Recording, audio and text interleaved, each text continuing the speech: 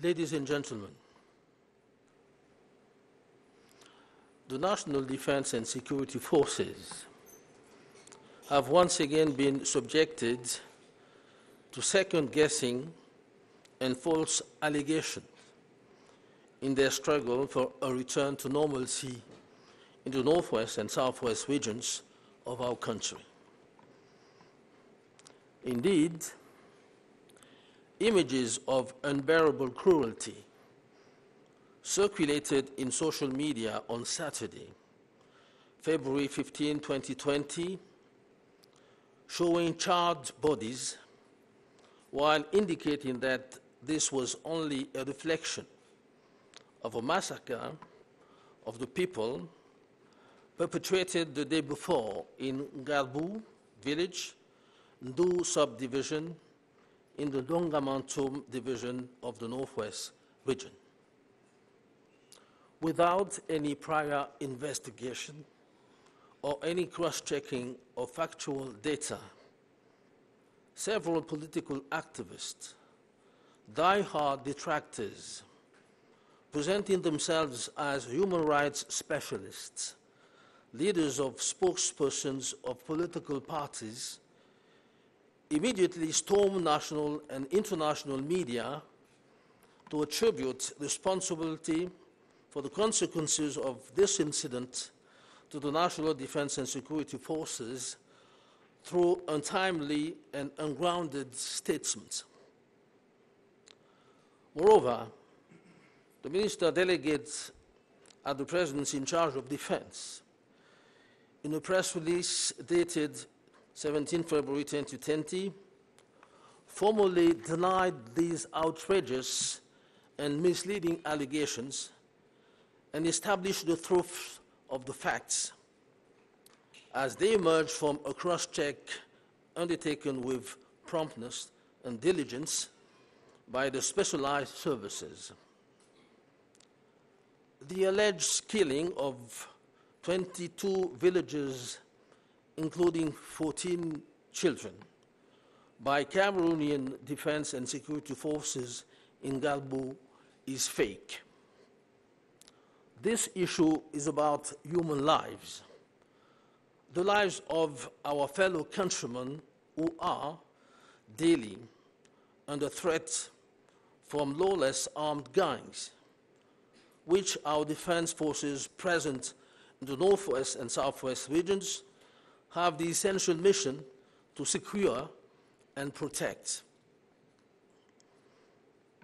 The government, through my voice, and following this denial, intends to clarify the situations as follows. For several months now, the National Defense and Security Forces have succeeded in taking control of and securing the Stombo Road junction, the flow pathway for all the illicit traffic that floods the Bui division in the northwest region, particularly the sub-divisional towns of Elak, Oku, Jakiri, Kumbo, Mbiam, Nkum, and Kor. The armed gangs that were wreaking havoc in this area, sowing terror and despair among the population, took refuge in a peripheral hamlet called NGARBUH to set up their rear base there and reorganize the racketeering of users while perpetrating unspeakable abuses on the road leading to Ntumbo. Alerted by the population, the Defense and Security Forces then deployed to NGARBUH in a reconnaissance operation on Saturday, February 15, 2020. In the heat of the action, and not far from the landmark chosen by the secessionist rebels as a logistical base for the storage of illicit goods, arms, and ammunition of various calibers, as well as adulterated contraband products, narcotics, and amulets, Elements of our defense forces were violently attacked by a group of heavily armed individuals. The legal forces, consisting of 6 elite elements, responded vigorously and professionally, neutralizing several assailants and routing other individuals from the armed secessionist group. During the clashes that took place, a fire broke out in a fortified shelter that contained explosives and flammable materials stored by the armed rebels. This led to blast, followed by tongues of fire that eventually spread and reached nearby dwellings. As indicated by the minister delegate at the presidency in charge of defense, in his communiqué, the cross-checking balance sheet of this incident indicates 5 deaths, 1 woman and 4 children. Deeply regretting this unfortunate incident, in a region where the Cameroonian army is working tirelessly and without sparing any effort to bring peace and security, I wish to convey to the people, and particularly to the families affected, the most heartfelt condolences of the President of the Republic, His Excellency Paul Biya, and the comfort of the government. In any event, and on the very high instructions of the President of the Republic, an investigation was immediately opened with a view to further clarify all aspects of this incident. Beyond the ungrounded stigmatization and slander directed against our defense and security forces, we should underscore and magnify the remarkable virtues that characterize our army, an elite army that is strong, credible, professional, and mature, and whose daily activity builds on the sacrosanct principles of respect for Republican institutions and the defense of the nation with honor and loyalty. We should indicate that in their legal and legitimate mission, and at the price of immeasurable sacrifices, our defense and security forces are at work to annihilate the remarkable dynamic established in the northwest and southwest regions by the secessionist armed bands. I mean terror, horror, and abomination, in short. They do so with the restraint prescribed by the High Command and in strict compliance with the fundamental principles of humanitarian law focused on the protection of vulnerable people, that is, women, children, the elderly, and the disabled. It should equally be emphasized that in fulfilling their Regalian mission, the Cameroonian defense and security forces are called upon to pursue armed groups in their entrenchments, located in the forests and sometimes in the homes of populations. Moreover, it should be noted that in their criminal operations against the populations who don't support their cause and against our defense and security forces, armed gangs use cover-up techniques aimed at creating confusions among these populations and the general public by wearing military uniforms so as to impersonate the Cameroonian armies. Yet, how can one believe for a moment that an army as disciplined and civic-minded as ours can loot civilian properties and kill the people whose protection and security is their mission. Under no circumstances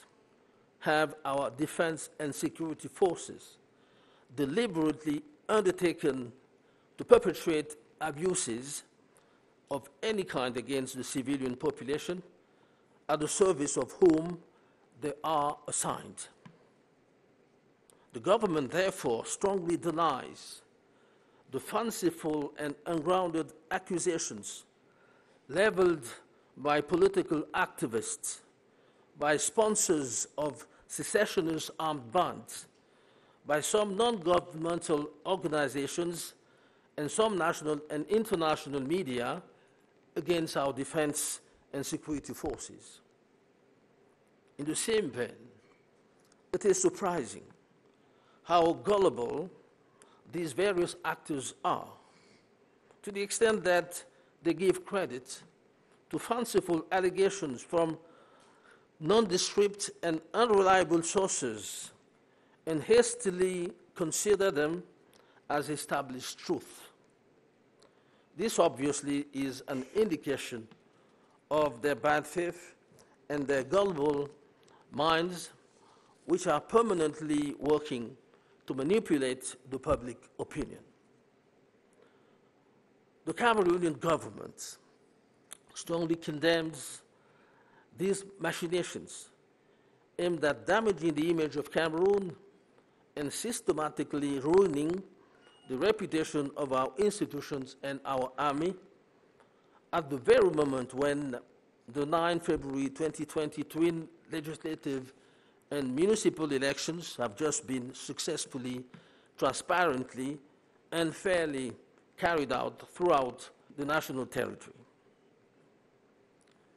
The government therefore appeals to the responsibility and solidarity of all the friendly countries that continue to harbor all those who perpetrate such acts of violence and barbarism in the northwest and southwest regions, and who keep spreading untruth about the real situation in these regions and throughout the national territory. The Cameroonian government specifically calls on the international community to be vigilant with regard to the flow of fake news hurtfully disseminated on traditional mass media and online in order to undermine Cameroon's image. Finally, with regard to the crisis in the northwest and southwest regions, it should be emphasized that the situation is gradually improving, thanks to the quick implementation by the head of state of the recommendations of the major national dialogue, especially with the fast tracking of the decentralization process and the granting of a special status to these two regions. In addition, faithful to his commitment to peace, the President of the Republic once again urged his young compatriots in the northwest and southwest, who have allowed themselves to be lured into armed gangs and who continue to maintain a climate of insecurity in these two regions, to lay down their weapons, like many who have already done so and who are living peacefully in our communities. It goes without saying that the effective commitment and involvement of these repentant sons and daughters of the Northwest and Southwest are instrumental in the process to restore peace, social cohesion in the said regions and consequently on the national territory. The efforts undertaken and the measures taken by the head of state were generally welcomed and praised by all our fellow citizens and partners of goodwill and good faith. The signs are perceptible, and the visible facts are instilling a little more optimism every day. Therefore, the government of the Republic, through my voice, launches a vibrant appeal to all so that everything possible may be done, not to stir up tensions, as some do, but to unfailingly support every effort that can contribute to a return to peace, to normalcy, and the consolidation of living together in the Northwest and Southwest regions. Thank you for your kind attention. Les forces nationales de défense et de sécurité viennent une fois de plus de faire l'objet d'affabulations et d'allégations mensongères dans la lutte qu'elles mènent pour un retour à la vie normale dans les régions du nord-ouest et du sud-ouest de notre pays. En effet, des images d'une cruauté insoutenable ont circulé en boucle dans les médias sociaux le samedi 15 février 2020, laissant entrevoir des corps calcinés, tout en indiquant qu'il ne s'agissait là que d'un reflet du massacre des populations perpétré la veille au village NGARBUH, arrondissement de Ndou, département du Ndongamantoum, dans la région du Nord-Ouest.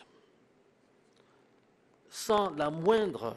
investigation préalable, ni quelque recoupement des données factuelles que ce soit, plusieurs activistes politiques, détracteurs invétérés, se présentant sous des étiquettes de spécialistes des droits de l'homme, de leaders ou de porte-parole de partis politiques, ont immédiatement investi des médias nationaux et internationaux pour imputer la responsabilité des conséquences de cet incident aux forces nationales de défense et de sécurité par des déclarations intempestives et infondées. Au demeurant, le ministre délégué à la présidence chargé de la Défense, dans un communiqué de presse en date du 17 février 2020, a formellement démenti ces allégations outrancières et mensongères et restitué les faits tels qu'ils ressortent d'un recoupement entrepris avec promptitude et diligence par les services spécialisés. Il n'y a pas eu 22 villageois, dont 14 enfants, tués par les forces camerounaises de défense et de sécurité à NGARBUH. Car il s'agit de vies humaines, celles de compatriotes en proie aux menaces quotidiennes des bandes armées sans foi ni loi, et que nos forces de défense présentes dans les régions du Nord-Ouest et du Sud-Ouest ont pour mission essentielle de sécuriser et de protéger. Le gouvernement de la République, par ma voix, et à la suite de ce démenti, entend apporter les précisions suivantes relatives à cette situation. Depuis de longs mois, en effet, les forces nationales de défense et de sécurité ont réussi à prendre le contrôle et à sécuriser le nœud routier de Ntumbo, voie de passage de tous les trafics illicites qui inondent le département du Bouy, dans la région du Nord-Ouest, notamment les villes d'arrondissement que sont Elak, Oku, Jakiri, Kumbo, Mbiam, Nkoum et Nkor. C'est ainsi que les bandes armées qui sévissaient dans cette zone, semant la terreur et la désolation auprès des populations, ont trouvé refuge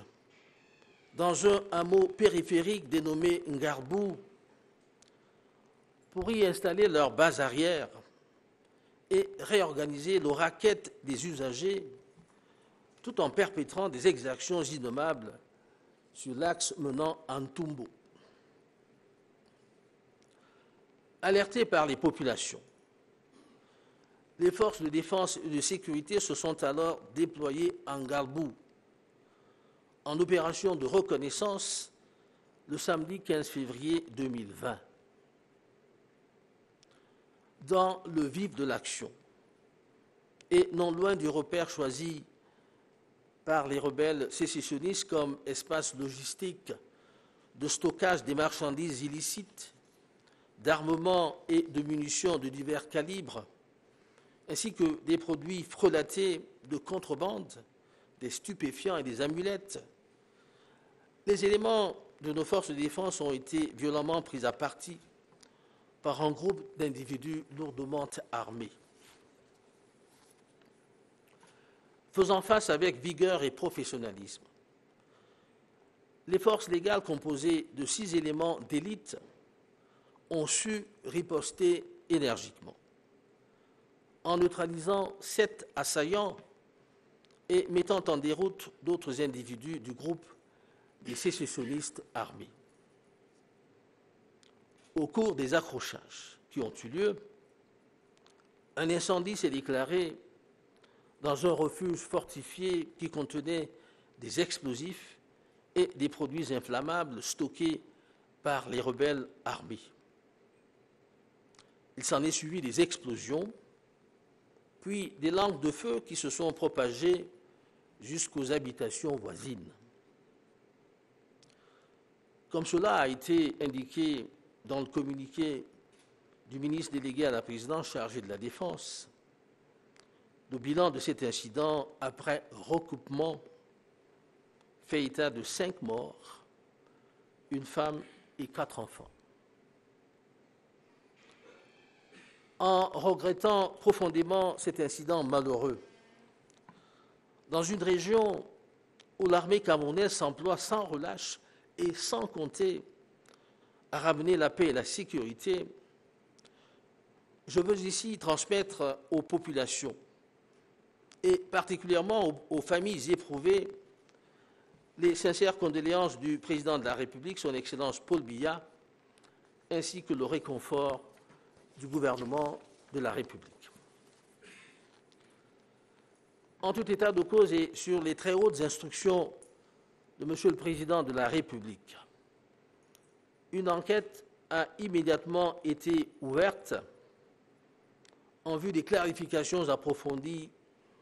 de tous les aspects liés à cet incident. Au-delà des stigmatisations et des calomnies injustifiées dirigées contre nos forces de défense et de sécurité, il convient de relever pour les magnifier les vertus remarquables qui distinguent notre armée. Une armée d'élite, une armée forte, crédible, professionnelle et mature, dont l'activité au quotidien repose sur les sacro-saints principes du respect des institutions républicaines et de la défense de la nation avec honneur et fidélité. C'est le lieu de préciser que dans leur mission à la fois légale et légitime, et au prix de sacrifices incommensurables, nos forces de défense et de sécurité s'attellent à anéantir avec toute la mesure prescrite par le haut commandement et dans le strict respect des principes fondamentaux du droit humanitaire axés sur la protection des personnes vulnérables, c'est-à-dire les femmes, les enfants, les vieillards et les handicapés, à annihiler la terreur, l'horreur et l'abomination, pour tout dire, la dynamique macabre instaurée dans les régions du Nord-Ouest et du Sud-Ouest par les bandes armées sécessionnistes. Il faut dire également que dans l'accomplissement de leur mission régalienne, les forces camerounaises de défense et de sécurité sont appelées à poursuivre les groupes armés dans leurs retranchements, situés dans les forêts et quelquefois dans les habitations des populations. Il convient de signaler par ailleurs que dans leurs entreprises criminelles, dirigées contre des populations non acquises à leur cause, et contre nos forces de défense et de sécurité, les bandes armées utilisent des techniques de couverture visant à semer la confusion, à la fois parmi ces populations et dans l'opinion, en arborant des treillis militaires pour faire incriminer les forces armées camerounaises. Or, comment penser un seul instant qu'une armée aussi disciplinée et aussi citoyenne que la nôtre puisse perpétrer des actes de pillage des biens civils et des massacres des populations dont elle a vocation à assurer la protection et la sécurité? En aucun cas, dans le nord-ouest et le sud-ouest, nos forces de défense et de sécurité n'ont entrepris délibérément de perpétrer des exactions de quelque nature que ce soit contre des populations civiles au service desquelles elles sont commises. Le gouvernement s'inscrit donc en faux contre les accusations fantaisistes et gratuites portées par des activistes politiques, par les commanditaires des bandes armées sécessionnistes, par des organisations non gouvernementales, ainsi que par certains médias nationaux et internationaux contre nos forces de défense et de sécurité. De même, il y a lieu de s'étonner de la crédulité de ces différents acteurs qui accordent du crédit à des allégations fallacieuses tirées de sources quelconques et dépourvues de toute fiabilité, au point d'en faire hâtivement des certitudes et des vérités établies, toutes choses qui traduisent leur mauvaise foi et leur état d'esprit voué en permanence à l'instrumentalisation et à la manipulation de l'opinion. Le gouvernement camerounais dénonce avec force toutes ces manœuvres dont la finalité est de nuire à l'image du Cameroun et de jeter systématiquement l'anathème sur nos institutions et notre armée, au moment même où viennent de se dérouler avec succès, transparence et équité sur l'ensemble du territoire national, les opérations de vote relatives au double scrutin législatif et municipal du 9 février 2020. C'est pourquoi le gouvernement en appelle à la responsabilité et à la solidarité de tous les pays amis qui continuent d'héberger les commanditaires de ces actes de violence et de barbarie dans les régions du nord-ouest et du sud-ouest, lesquels répandent sans cesse des contre-vérités sur la situation réelle dans les régions concernées et sur l'ensemble du territoire national. Le gouvernement camerounais en appelle particulièrement à la vigilance de la communauté internationale au regard du flux des fausses informations diffusées de façon pernicieuse à travers les masses médias classiques et cybernétiques dans le but de nuire au Cameroun. Enfin, s'agissant principalement de la crise dans les régions du nord-ouest et du sud-ouest, force est de constater une amélioration progressive de la situation grâce à la prise en compte et à la mise en œuvre rapide par le chef de l'État des recommandations issues du grand dialogue national, avec notamment à la clé l'accélération du processus de décentralisation et l'octroi d'un statut particulier à ces deux régions. En outre, fidèle à sa volonté de paix, le président de la République vient une fois de plus de lancer un appel pressant à ses jeunes compatriotes du nord-ouest et du sud-ouest qui se sont laissés enrôler dans des bandes armées et qui continuent d'entretenir un climat d'insécurité dans ces deux régions,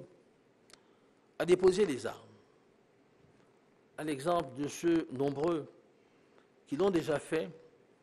et qui vivent tranquillement au sein des communautés.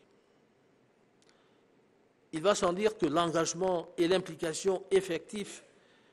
de ces filles et fils repentis du Nord-Ouest et du Sud-Ouest seront déterminants dans le processus de rétablissement de la paix, de la sécurité et de la cohésion sociale dans les dites régions et partant sur l'ensemble du territoire national. De l'avis général, les efforts entrepris et les mesures prises par le chef de l'État ont été bien accueillis et salués par tous nos concitoyens et par nos partenaires de bonne volonté et de bonne foi. Les signes sont perceptibles et les faits visibles qui incitent chaque jour un peu plus à l'optimisme. Aussi, le gouvernement de la République, par ma voix, lance-t-il un vibrant appel à tous, afin que tout soit mis en œuvre, non pour attiser les tensions comme le font certains, mais pour soutenir sans réserve tout ce qui peut concourir au retour à la paix, à la vie normale et à la consolidation du vivre ensemble dans les régions du Nord-Ouest et du Sud-Ouest. Je vous remercie de votre aimable attention.